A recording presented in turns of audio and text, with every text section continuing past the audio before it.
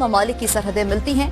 اس گاؤں میں برٹش دور کا بنایا گیا قلعہ کلندرچی فورٹ سیاحوں کے لیے کھول دیا گیا ہے۔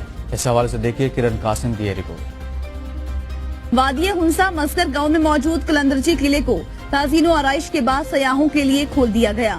یہ قلعہ 1932 میں برٹش حکومت نے روس سے حملے کو روکنے کے لیے بنوایا تھا۔ اس سرحدی گاؤں میں 3 ممالک کے سرحدیں ملتی ہیں۔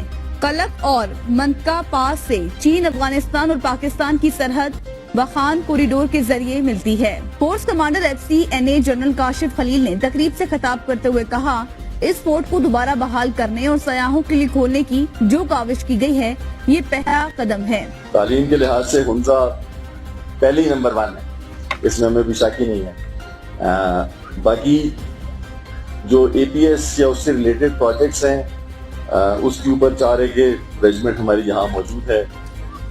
میں CO کو بتاؤں گا، آپ لوگوں کے ساتھ مل کے ان ایسے تمام اپرچونیٹیز کو ڈسکس کر لے گا کہ جس کے اندر رہتے ہوئے ہم تعلیم کے میدان میں کیا ہم کنٹریبیوشن کر سکتے ہیں اس علاقے کے حوالے سے۔ یہاں کا جو پوسٹ آفس ہے اس کو بھی ہم بحال کریں گے۔ سیاحت کے حوالے سے کسی قسم کی رکاوٹ نہیں ہوگی۔ گلگت بلتستان میں سیاحت کے فروغ کے لیے اس تاریخی قلعے کو تعزین و آرائش کے بعد مقامی اور غیر مقامی سیاحوں کے لیے فورس کمانڈر گلگت بلتستان نے افتتاح کے بعد سیاحوں کے لیے اس قلعے کو کھولنے کا اعلان کر دیا۔